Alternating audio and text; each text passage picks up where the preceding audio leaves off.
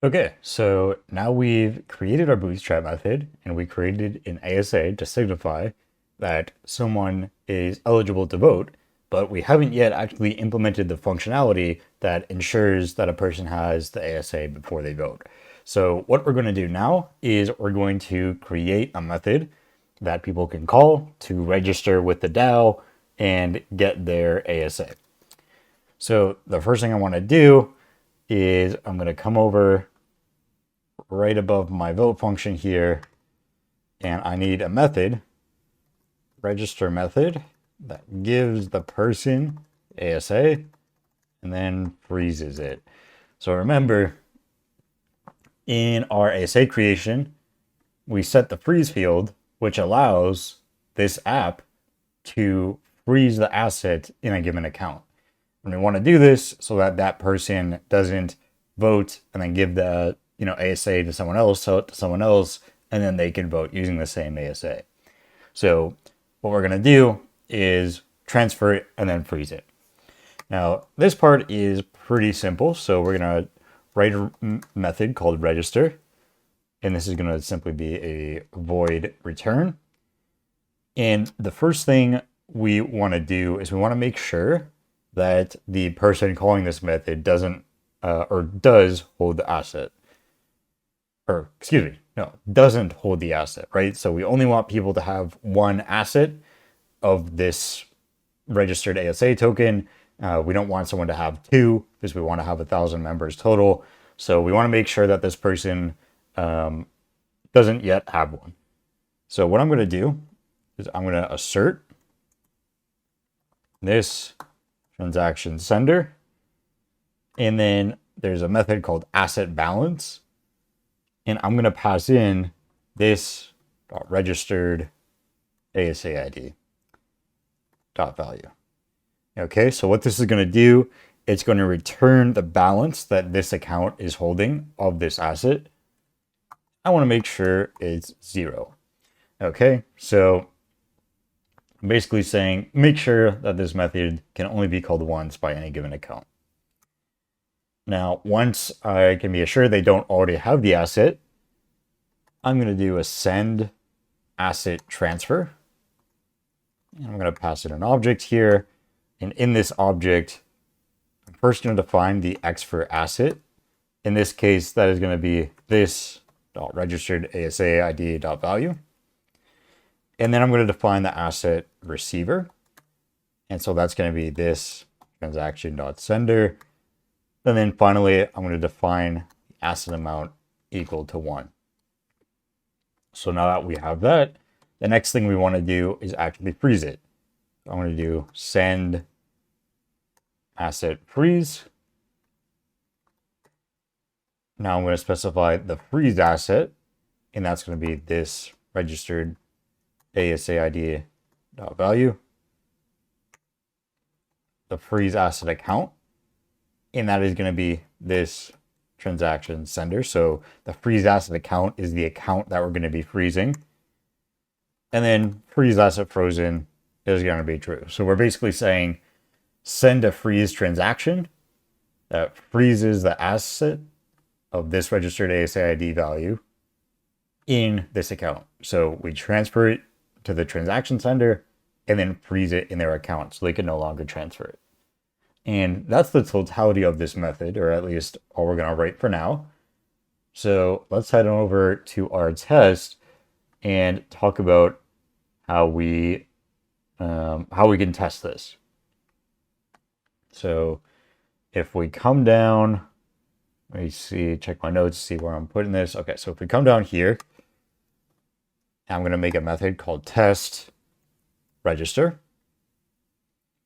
And of course, we're going to have our async function here for our actual test logic. And what I'm going to do is first, actually, let me just try calling register right off the bat. So I'm going to do await. Yeah, I know this is going to fail. Spoiler alert. So I'm going to try and await app client. Oh, I forgot to build. Let me just build so I can get my types. App client dot register dot oh no, just client dot register. And now I'm going to catch my error, console log my error, and then I'm going to throw my error. Okay. So let's see what happens when we just try to run this test as is.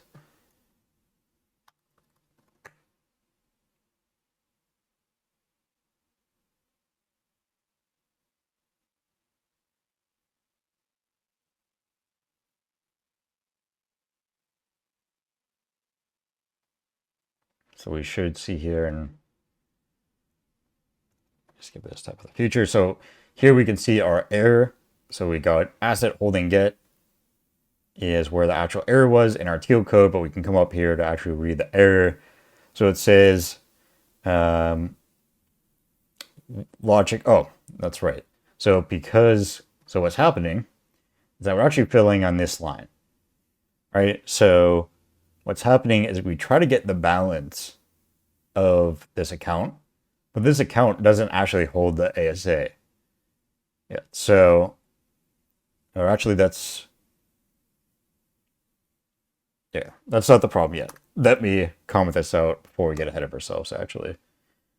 So I'm going to comment that out for now, and I'm going to run this again, and we'll encounter our first error, and then we'll come back to this line of code here. It's just a little bit easier to talk about this way. So pretend we didn't write that line of code yet. And now we can see here a little bit more clear of an error, that unavailable asset. And 1203 is the asset ID, and that's presumably our registered ASA ID, because that's the only asset we're actually using here. And so what this basically means is that the AVM didn't have this asset loaded in memory ready to go. So on Algorand and in the AVM, anytime you interact with some piece of the ledger, some piece of the underlying database behind Algorand, you need to predefine what you're going to be reading or writing. Now, this applies to assets, but it also applies to accounts and applications. But of course, in this case, we're going to be going over assets. And so what this basically means is an asset on Algorand, at the end of the day, is just a table in an SQL-like database. And it's the same thing for an account. An account is just a table in an SQL-like database. So what we basically need to do is make those tables available for the AVM. Now, because our account is the one sending it, right? This transaction sender is the account that's sending this transaction. We don't need to explicitly make it available because the AVM knows that something is going to happen with this account. It's going to send this transaction. However, the AVM doesn't know that we're going to be accessing this table. We're going to be accessing the registered ASA, right? So we need a way to tell the AVM that we're going to be accessing this registered ASA. Now, under the hood, there's a specific field in a transaction that you can fill in order to tell the AVM. However, in a high-level language like TEALScript, all I need to do to tell the AVM that we're going to be working with a specific asset is just pass it as an argument. So here, I'm going to say registered ASA is going to be an asset. And that's all I need to do.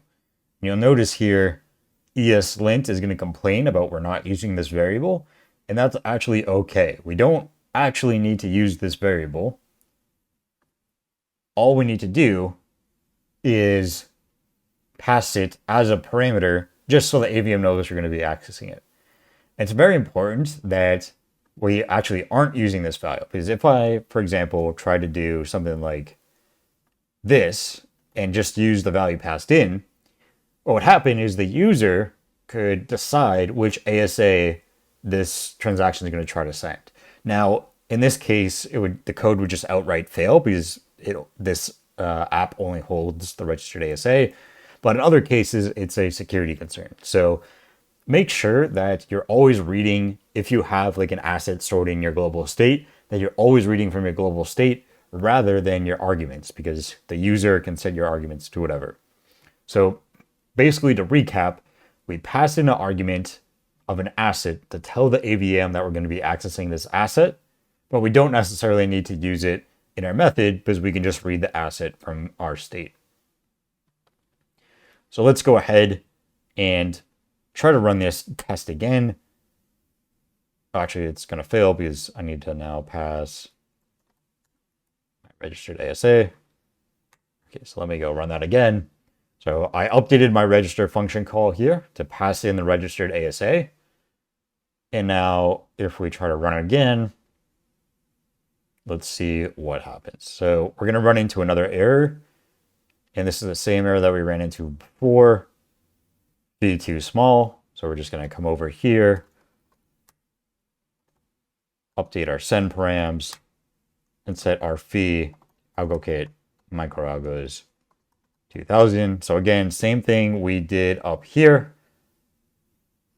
Actually, we need to set it to 3000. So earlier we only did one inner transaction. This time we're doing two.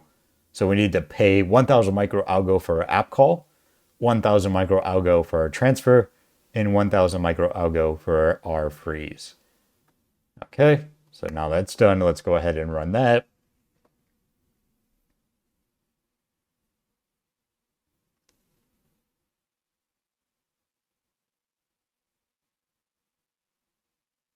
And now we can see yet another error. Let's see what it is this time. We're seeing receiver error must opt in. So this is an important feature of Algorand. So earlier I mentioned that anytime you have an asset in your account minimum balance requirement, the amount locked in your account that pays for storage, needs to increase, because when you add an asset to an account, you're increasing the size of that account's table in the underlying database, and we need to pay for that. So the way we do that is we simply send an asset transfer of that asset from ourselves to ourselves of zero amount. So let me show you what I mean by this. So what we're going to do is we're going to create a transaction. So I'm going to call it registered ASA opt-in transaction. And I'm going to use the algo SDK .make asset transfer transactions with suggested params from object. Now, I know that is a mouthful, but basically what this is saying is we're going to use the SDK to form a transaction, and we want to pass in suggested parameters, and I'll talk about what that means in just a second. And we're going to use an object to instantiate it rather than just passing in arguments. Okay, so our from is going to be our sender. R2 is going to be our sender. And our amount is going to be 0. And then our asset index is going to be registered ASA. Now you'll notice that it's going to complain about the type. Here, the SDK expects a number, but AlgoKit returns a big int. So we're just, oops. What the heck did I just do? Oh, I exited full screen. Okay, sorry about that.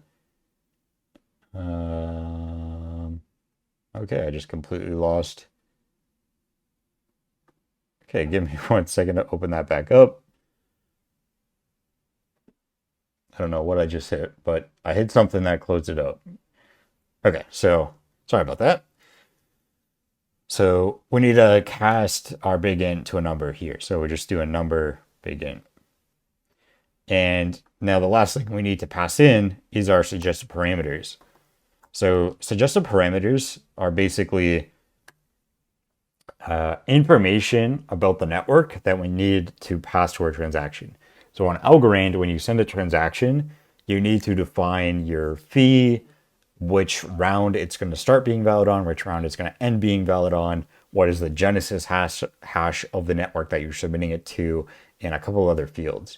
And so these are a lot of fields that most of the time we can just ask the network to tell us what we should use.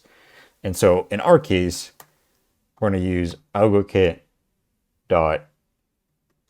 transaction params, and we're going to pass in algod. So if we take a look at the method signature here, we need to pass in suggested params. So we have params we already want to set, but we don't want to do that in this case. So we're just going to set that to undefined and then pass in our algod. And so what this is going to do, AlgoKit is going to talk to the network we're connected to through our algod client here and ask it, what's the current round? How long should my transaction fee be valid for? What's the fee that I should pay? All that sort of stuff. And the reason why we use a method here rather than manually defining it is twofold. A, it just makes our life a little bit easier. We have to, define less fields. But B, it also makes it so that we can use the same line of code regardless of which network we're connected to. So if we're connected to our local network like we are right now, it'll get the transaction params for a local network. If we're connected to testnet, it'll get the params for testnet. And if we're connected to mainnet, it'll get the params for mainnet. So very nice helper function there that's baked in to this SDK with params function. Okay, so now that we've formed our transaction, so we've formed basically the metadata of our transaction, but now we actually need to send it to the network. And to do that, we're going to do algokit.send transaction. And this transaction is going to come from the sender. And the transaction that we're actually going to be sending is going to be our registered ASA opt-in transaction. Now, and we need to define, of course, our algod. So tell AlgoKit how we're connecting to the network. Okay, great. So now what we've done is we've told the network by sending a transaction from ourselves to ourselves of zero amount of the asset. We've basically told the network, hey, I want to be able to receive this asset, make some space in the database for me. And what will happen is we'll now add space in the database for this asset entry in this account. And it will also take away 0.1 microalgo, or excuse me, it will add 0.1 microalgo to this account's minimum balance requirement. So one other thing I forgot to do is we're also going to say our register is coming from our sender. So just for a reminder, we have our test account that is going to actually be creating the app. And then we created our sender from our KMD. And we're going to be using a separate account to actually register. So now if we go ahead and run this test, what we should hopefully see, probably should skip even more tests too, so it's a little bit quicker, but that's okay. Coming up on the end here anyways. Now we can see that we have our registered method passing. So to recap, what we needed to do is in our DAO.algo, we've sent the asset, then froze it, and then this person, before they can call that register method, they need to opt in by sending a zero asset transfer from themselves to themselves. Now, one thing we also want to do on our test here is, let me get rid of these try catch blocks, is we want to verify that the asset is actually frozen. So what we're going to do is we're going to form a transaction to transfer the asset. So if I do registered ASA transfer transaction, we're going to do a very similar thing. So algo SDK make asset transfer transaction with suggested params from object. I'm going to do from sender to sender amount, just keep it at 1, asset index is going to be number, registered Y is completing.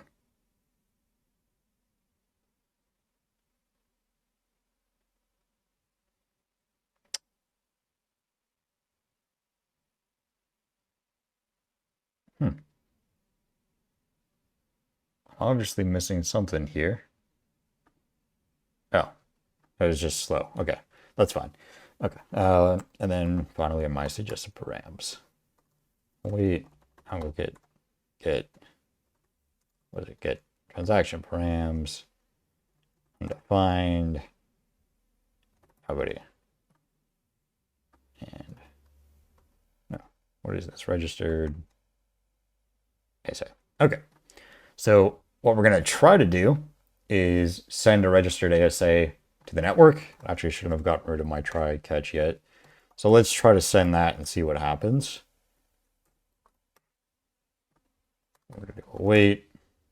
Actually, I'm just going to copy this line, make our lives easier, and then, okay. So we're going to try that, and then if it doesn't work, we'll throw our error in, log the full error.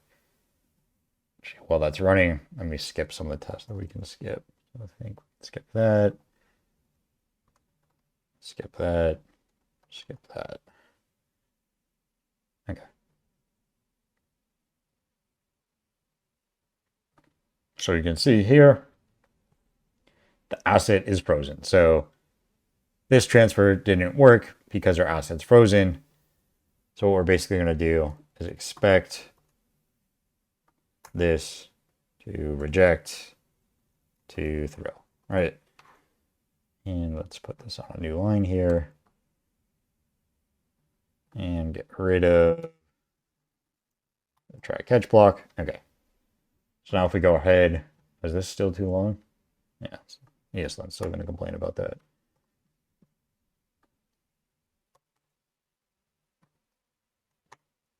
Okay, so if we go ahead and run this again,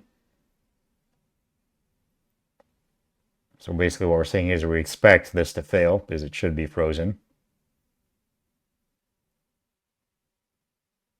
Oh, I probably skipped a test that I shouldn't have.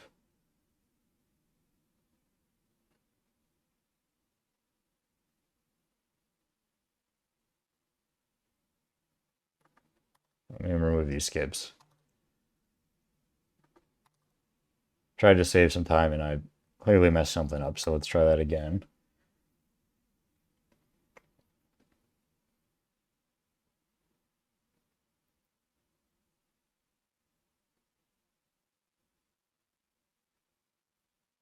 Okay, there we go. So we can now see that our test is passing, which means this indeed did fail as we expect. Okay, so, and then one last thing is we're just going to add back this assert to make sure that someone doesn't register more than once. If I come back down here, remove everything, we can now do a test again.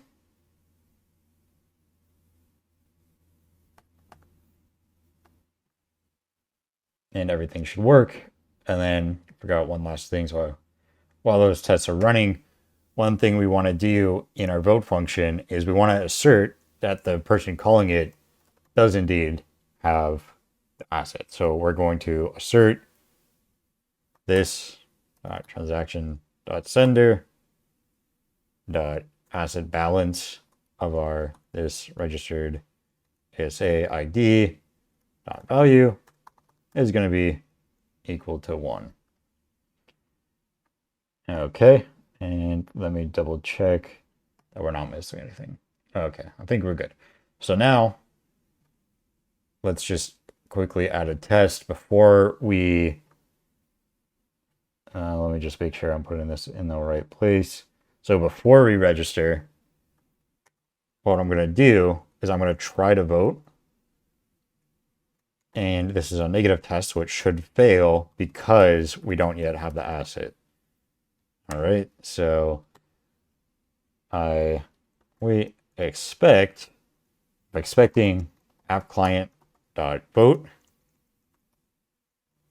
in favor, and this can be whatever. I'll just say true, pass in my and one other thing is we also need to pass in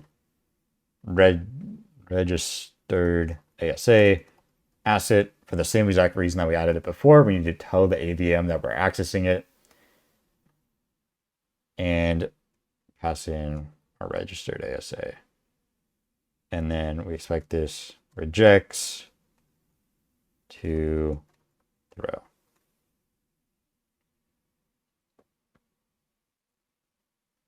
Okay, so if we go ahead, run this again, our type should update here, so this will be valid. Yep.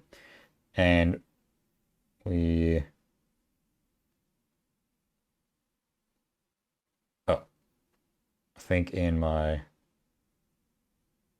oh, so two things. Forgot my async here, and then also have to update my other calls now with my registered ASA. Okay, so let's run that again. I think that covers everything. Yeah.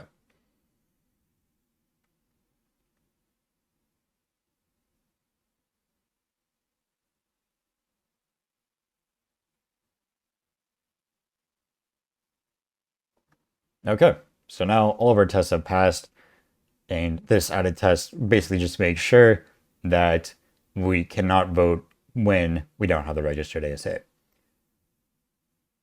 So that concludes today's video.